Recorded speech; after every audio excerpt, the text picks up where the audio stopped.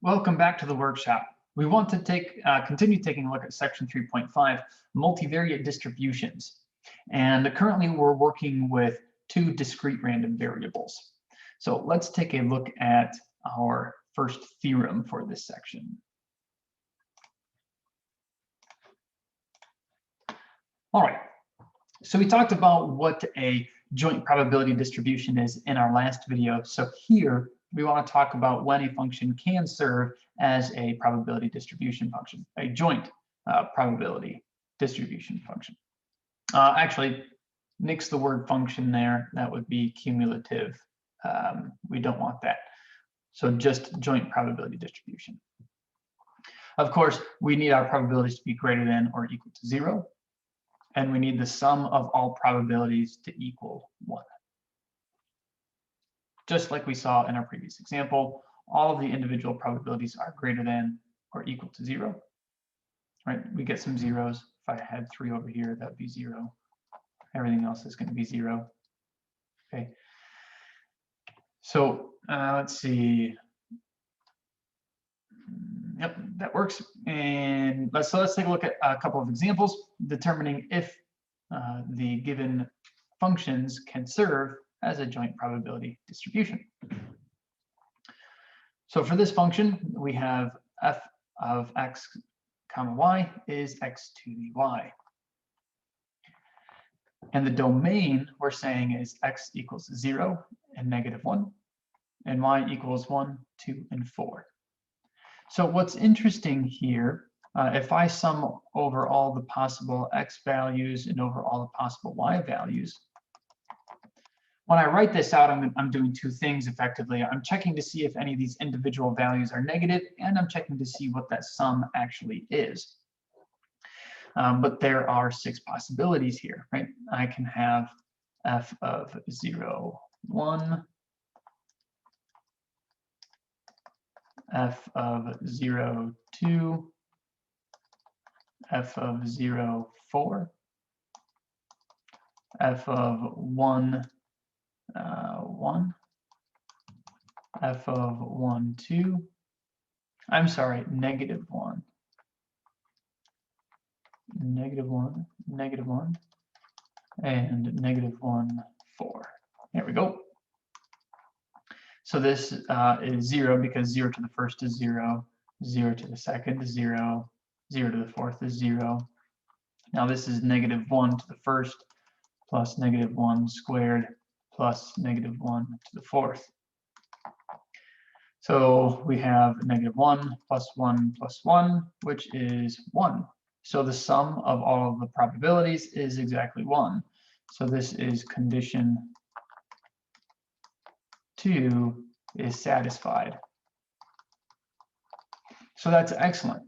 However, what we should have noticed is this guy right here, f of, let's see here, that was -1, 1 is -1. So condition 1 is not satisfied.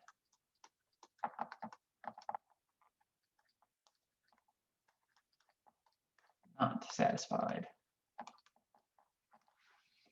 So what do we conclude? Of course, we may conclude that f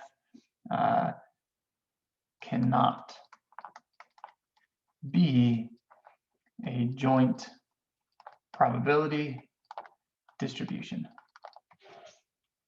Excellent. So let's take a look at one more example. We want to take the same approach. If we evaluate the function over all possible values, add them up, if it's 1, excellent. If it's not 1, we're no good. If we find any negative probabilities along the way, again, it's no good.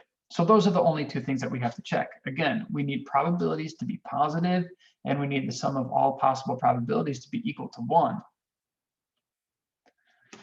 All right, so the sum, let's see here, the sum over all x values plus the sum over all possible y values for this function. So this function is 4/9 times 2 to the negative x plus y, where x and y can take on the values 0 and 1. So here we have f of x comma y, and this is going to give us f of 0, 0. So essentially, we're just running through all possible x and y values. That's what this double summation represents. So plus f 1, 0 plus f of 0, 1 plus f of 1, 1. Okay, excellent. So when we have, again, a double summation, technically what you're doing is you're evaluating this summation first, and then you're doing that one. In this case, I went over the x's first, but again, it doesn't matter. They represent the same thing. All right. F of 0, 0, right? 2 to the negative 0 plus 0 is just 1. So this is 4/9 times. Everything has a 4/9 on it, so I'm just pointing that out front. 2 to the 0 is 1. 2 to the negative first is 1/2. 2 to the negative first is 1/2. Again, x plus y is 1, negative 1, 2 to the negative first. 1 plus 1 is 2, so 2 to the negative 2 is 1/4. So this is 4/9 times. I can turn everything into quarters here, so 4/4 plus 2/4 plus 2/4 plus 1/4. That, of course, is 4/9 times. 4 plus 2 plus 2 plus 1 is 9 over 4. Everything cancels out, and it's equal to 1.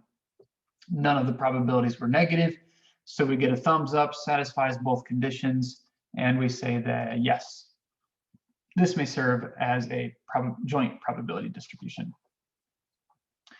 So this satisfies, in this case, F satisfies both conditions. That is, all of the probabilities are greater than or equal to 0, and the sum over x and y is 1. So F may serve as a joint probability distribution. Excellent. And that's all that we wanted to do. And that's all I wanted to share for this video. So we'll continue on in the next video looking at the joint distribution functions, right? So we're taking the cumulative distributions here, and that one is, it's not super weird. It's just different, just slightly different than what we had been taking a look at in the previous sections.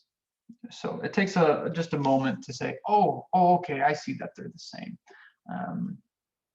Really, for most of you, it'll probably be immediate. But anyway, we'll take a look at that in our next video. So I'll see you guys back here in the workshop very shortly.